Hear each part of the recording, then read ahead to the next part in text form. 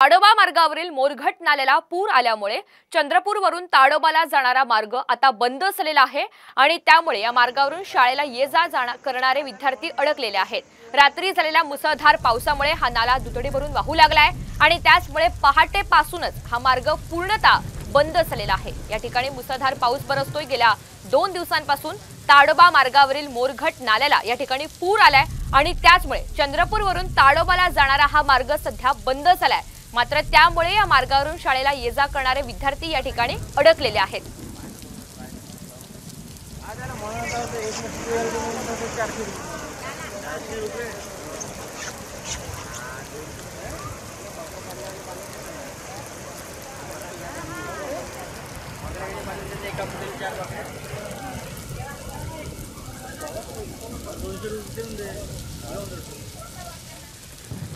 यानंतर तळ कोकणात जाऊयात। मुसळधार पावसामुळे सिंधुदुर्गमधील भंगसाळ नदीला पूर आलाय। या पुरामुळे कुडाळ शहरात जाणाऱ्या रस्त्यांवर गुडघाभर पाणी साचलंय, तर कुडाळ घावनळे या रस्त्यावर पाणी आल्यामुळे इथली वाहतूक ठप्प झाली आहे। रातली ना होती क्या रातली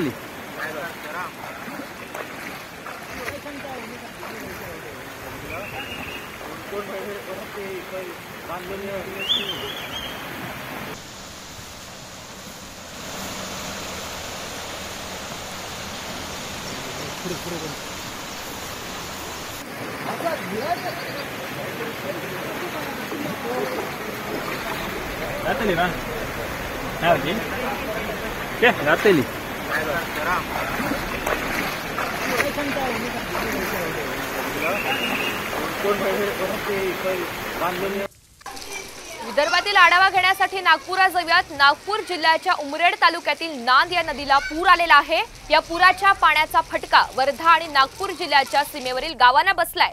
नदीवरील छोटे पूल पाण्याखाली आल्यामुळे काही गावांचा संपर्क सुद्धा तुटलेला आहे।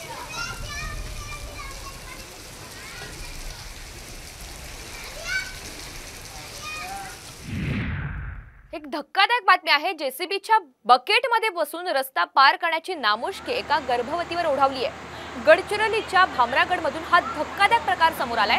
आलापल्ली ते भामरागड या मार्गावर विविध ठिकाणी पुलांचं बांधकाम सुरू करण्यात आलेलं आहे।